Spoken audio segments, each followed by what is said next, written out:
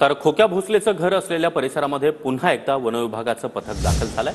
पुन्हा अतिक्रमण होऊ नये यासाठी जेसीबीच्या सहाय्यानं चर खोदण्याची मोहीम हाती घेण्यात आली आहे। वनविभागाच्या जागेवरील खोक्याचं घर यापूर्वीच वनविभागानं बुलडोजर लावून पाडलं आहे आणि याचाच आढावा घेतला आमच्या प्रतिनिधींनी। पाहूया।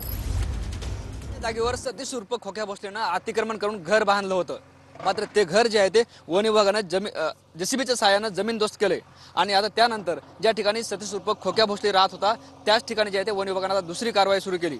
याच ठिकाणी जे ते पुन्हा अतिक्रमण होऊ नये यासाठी जे आहे ते वन विभाग तत्पर झाले चित्र पाहायला मिळालं। जी वन विभागाची जागा आहे त्या जागेच्या चोहूबाजूनं जेसीबीच्या सहाय्यानं चर खोदण्याचं काम या ठिकाणी सुरू करण्यात आलं आहे आणि पुन्हा होणारं या भागातील अतिक्रमण जे आहे ते वन विभाग रोखण्याचा या ठिकाणी प्रयत्न करणार आहे। गट क्रमांक 51 जी जागा होती त्यावर जे आहे ते सतीश उर्फ खोक्या भोसलेनं आपलं आलिशान ग्लास हाऊस बनवलं होतं, मात्र संपूर्ण घर अतिक्रमित जागेत होतं। वन विभागाच्या वतीनं तशी नोटीस त्यांना देण्यात आली होती, मात्र त्यांनी जे आहे ते स्वतःहून जे अतिक्रमण काढून घेतलं नाही असा दावा सुद्धा वन विभागाने केला आणि त्यानंतर जे आहे ते वन विभाग व पोलीस विभागाने संयुक्त कारवाई करून हे संपूर्ण जे आहे ते घर वन विभागानं जमीनदोस्त केलं होतं आणि ते घर जमीनदोस्त केल्यानंतर आता या परिसरात पुन्हा कारवाई होऊ नये यासाठी जे आहे ते वन विभाग प्रयत्न करताना आपल्याला पाहायला मिळतोय।